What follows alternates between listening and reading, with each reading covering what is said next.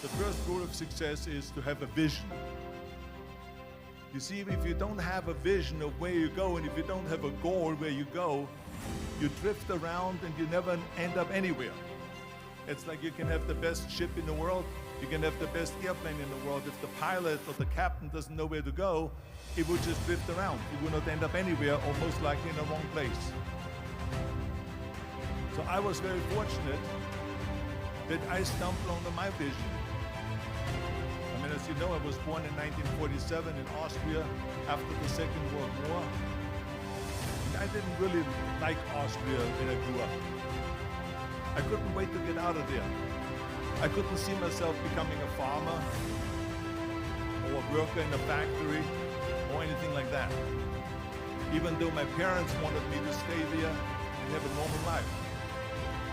My father wanted me to become a police officer like he was. My mother wanted me just to stay there and marry a girl with the name of Heidi, hopefully, and to have a bunch of kids and run around like the Van Trapp family in The Sound of Music. But that was their vision, not mine. My vision was totally different. I felt that I was born for something special, for something unique, for something big. So I was searching. Then one day I went to school. I remember I was 11 years old, and they showed a documentary about America. And there they showed in this documentary the huge skyscrapers, the high-rises, the huge bridges, the 6-lane freeways, the huge cars with the wings sticking out, and all of this stuff. And I said to myself, that's where I want to be. I don't want to be around here with these little farmhouses and these little buildings and everything is old. I want to be in America. But now the question was just, how do you get to America? In those days, it was a very expensive trip. It's not like today. So again, I was very fortunate that one day after school I walked by a store in Graz, which was called Brühl. And it was the only store that really sold kind of American stuff. So one day, they had jeans there, American jeans. And then they had the Blue Walker. Then they had an expander, and some barbells and some dumbbells and an exercise bench in the window. So I went inside and I looked around and I looked at this stuff, and then I saw a magazine. I saw a bodybuilding magazine that had Reg Park on the cover. Reg Park was then a 3-time Mr. Universe. And I saw him on the big screen as Hercules. And on the cover it said, how Reg Park, Mr. Universe, became the Hercules star. That's what the cover story was all about. So I looked at the cover and I said to myself, I got to get this magazine. So I bought the magazine, I took it home and I read it over and over from the front page to the back. It had everything in there, how he trained, how he was working out in Leeds, England, in a factory town, how he worked out every day for 3-4 hours and became the strongest man of Europe, and how he won Mr. Europe and Mr. Great Britain, and then eventually Mr. Universe. And how he won the second Mr. Universe and the third Mr. Universe. And how he was discovered to play the starring role in Hercules. I read that and I said to myself, wow, this is the blueprint for my life. This is exactly what I want to do. I want to become a bodybuilding champion just like Reg Park. I want to get into movies just like Reg Park. And I want to make millions of dollars and be rich and famous just like Reg Park.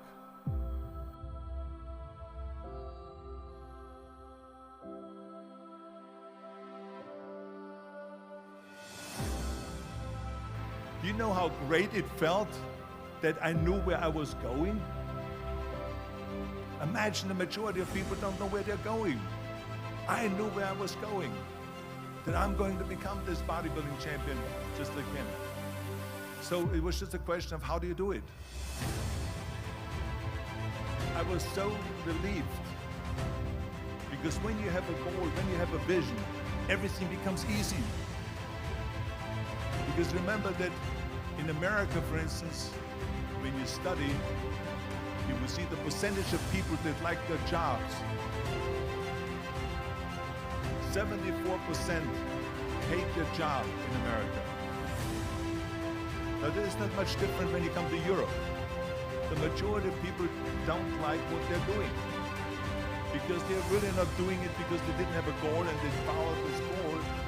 They just aimlessly drift around and then all of a sudden there's a job opening, so they get their job because you have to work. But then when you work, it's a chore. It's work. It's not fun. So if you think about only a quarter of the people really enjoy what they're doing in life, that is unbelievable if you think about it. So I felt so blessed that I knew what I was doing. It's like a medical student that studies and knows he wants to become a doctor. You know where to go. So I knew where to go. So people always ask me, when they saw me in the gym in the pumping iron days, they say, why is it that you're working out so hard? 5 hours a day, 6 hours a day, and you have always a smile on your face. The others are working out just as hard as you do, and they look sour in the face. Why is that? And I told people all the time, I said, because to me, I'm shooting for a goal. In front of me is the Mr. Universe title.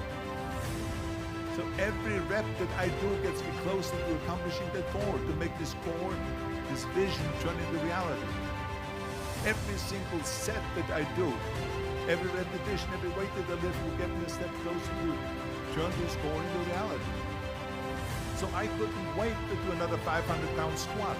I couldn't wait to do another 500-pound bench press. I couldn't wait to do another 2,000 reps of sit-ups. I couldn't wait for the next exercise, for the next half hour of posing and all the kind of things that you have to do to be a champion.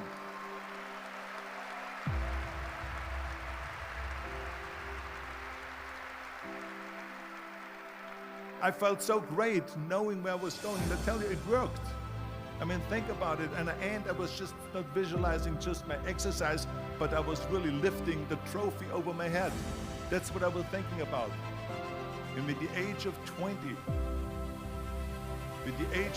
I went to London and I won the Mr. Universe contest as the youngest Mr. Universe ever. And it was because I had a goal.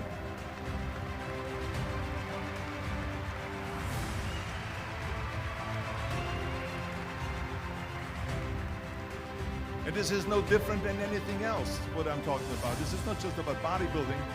It was the same in acting. I remember when I was doing Conan the Barbarian. I was crawling on the rocks with a sword in my arm, crawling on all four. And of course, being that it's Conan, I didn't have clothes on or anything like that, right? So it was kind of, my knees were bare, my elbows were bare, and everything else. Crawling on the rocks. So after 10 takes, my elbows were bleeding and my knees were bleeding. And the director came to me and he said, Arnold, I'm so sorry that you have to go through this, but we need one more take. A close-up of you crawling with the sword towards the camera. Can you handle one more take? And I said to him, I don't know what you're talking about. He says, I'm totally fine. He says, but you're bleeding. I said, because I don't feel it, because I can visualize what the scene will look like in a film.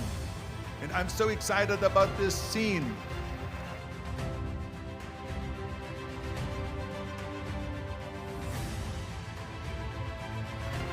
I was visualizing crawling up behind Falser Doom, which was played by James Earl Jones.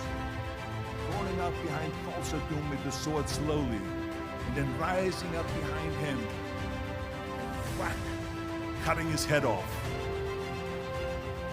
And the head spins in the air, slowly with blood all over the place. Slowly falls down the steps and rolls down the steps. And his body slowly falls sideways.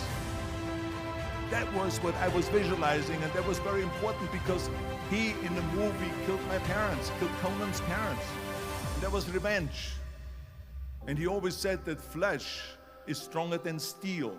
And I wanted to prove to him that no, steel is stronger than flesh. And so I had this in my mind. And so this is why it didn't matter if I had to do another 50 takes or 100 takes, no matter how much I bleed on my elbows or my knees. I saw that vision of the perfect scene, and it was an important scene, and I would do it over and over again until we got it.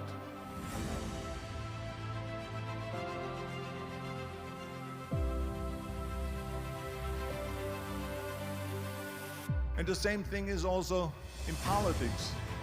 I remember that in politics, I had a very clear vision that I will be the leader of California. That's as far as I could go because I was not born in America, so I could not run for president. So being the governor of the fifth largest state, I should say the largest state, the fifth largest economy in the world, was for me really the ultimate title, the ultimate accomplishment in politics. So even though people came up to me and says, why don't you go and run for something smaller, you're never gonna make it.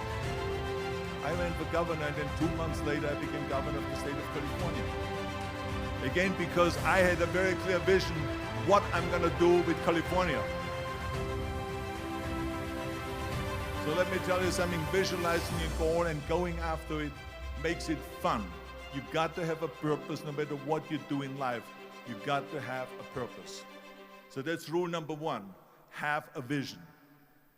Rule number two is, don't listen to the naysayers. Don't listen to the naysayers.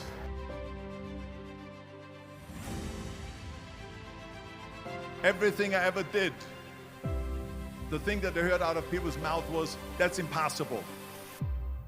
That can't be done. Or no.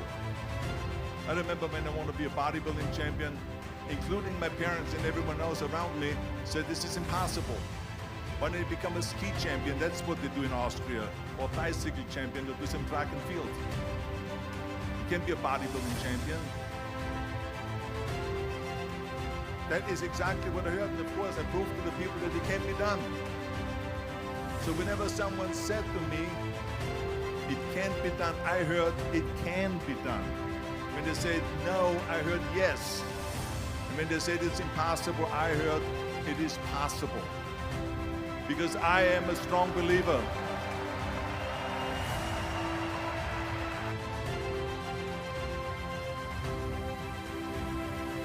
I'm a strong believer what Nelson Mandela said, that everything is always impossible until someone does it. Well, I'm gonna be the one, I said to myself, I'm gonna do it and I'm gonna show it to them. Maybe it has never been done before. That's perfectly fine with me. But I'm gonna do it. And I did not listen to the naysayers.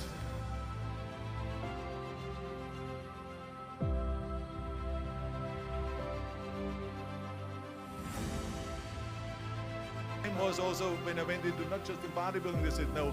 When I wanted to come to America, when I wanted to go to America, they said it's impossible. There's no money that you have to fly even over there. You have no money when you go over there to live with. And what do you think, they're going to wait for you? There are plenty of big bodybuilders over there. It was all no, no, and it can't be done, it's impossible. And I remember then the same thing happened also when I went into show business. Can you imagine, I was now a bodybuilder, I weighed 250 pounds, I was Mr. Olympia 6 times, I was Mr. Universe 5 times, and Mr. World and Mr. International. I won 13 World Bodybuilding Championships altogether. And now I said to the agent, the Hollywood agent, I want to get into movies. He said, that's funny, Arnold. I asked a studio executive, I say, I want to get into movies. I want to be a leading man. He started laughing. So they all say it's impossible. I said, why is it impossible? He says, because look at how big you are. You weigh 250 pounds. Hercules bodies and muscular bodies weighing 20 years ago. 20 years ago they did Magista and they did all this Samson movies and Hercules movies and stuff like that, but not anymore. Arnold, this is the 70s. You know the sex symbols today? It's Al Pacino. He weighs 150 pounds. It's Dustin Hoffman. He weighs 146 pounds. And guess who else is a sex symbol? Woody Allen. So imagine they're telling me now that those are the new sex symbols. So therefore forget about it. And then they told me, is if you accent, even if you reduce all your body weight and everything, you have a normal body.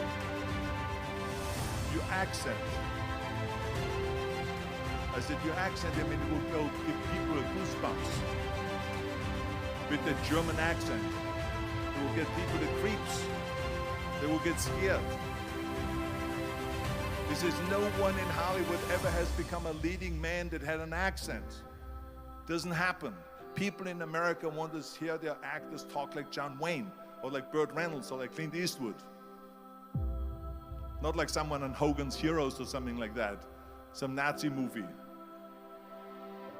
That's the kind of stuff that they heard. They said, no, you see, it's impossible. And plus your name who can pronounce Schwarzenegger or something like that. No one can pronounce that, so forget about it, Arnold.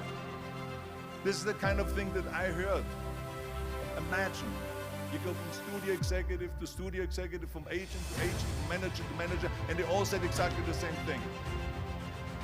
But that's very encouraging, isn't it? But you know something? I didn't give a shit. I didn't.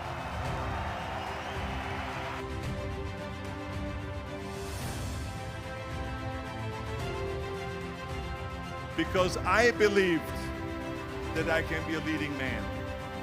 I believed that I could be another Clint Eastwood, or another Burt Reynolds, or another Warren Beatty, or whatever those characters were, Charles Bronson and so on. I believed that I could be those people. I said, there's enough room on that ladder that I can fit up there.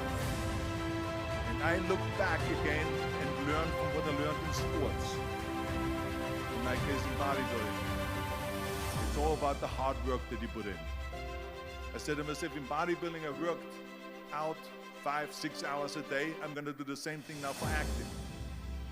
And of course, I went to college to study English. I studied voice, accent removal, acting classes, and all of this stuff. All day long, I worked and I worked and I worked. And within a short period of time, I made one movie called Hercules in New York, which of course went right into the toilet.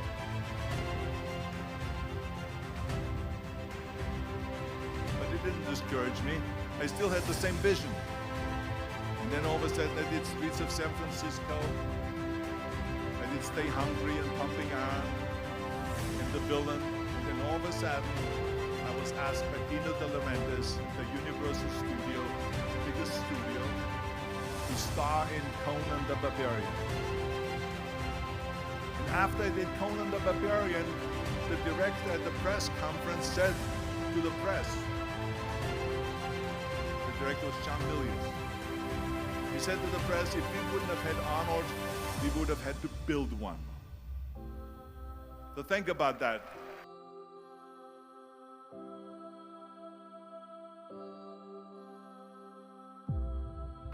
The very body that they said can never be sold because the time is wrong. A few years later, I'm doing Conan the Barbarian, and it was the #1 hit at the box office when it came out in the summer of '82. Think about that. And the director says, if we wouldn't have had his body, we would have had to build one. So all of a sudden, my body became an asset, not a liability. And the same thing was with Terminator. After we were finished filming Terminator, Jim Cameron said to the press, if Arnold wouldn't have had that accent and talked like a machine, I think the movie wouldn't have worked. So think about that. The body and the accent that they attacked was an asset.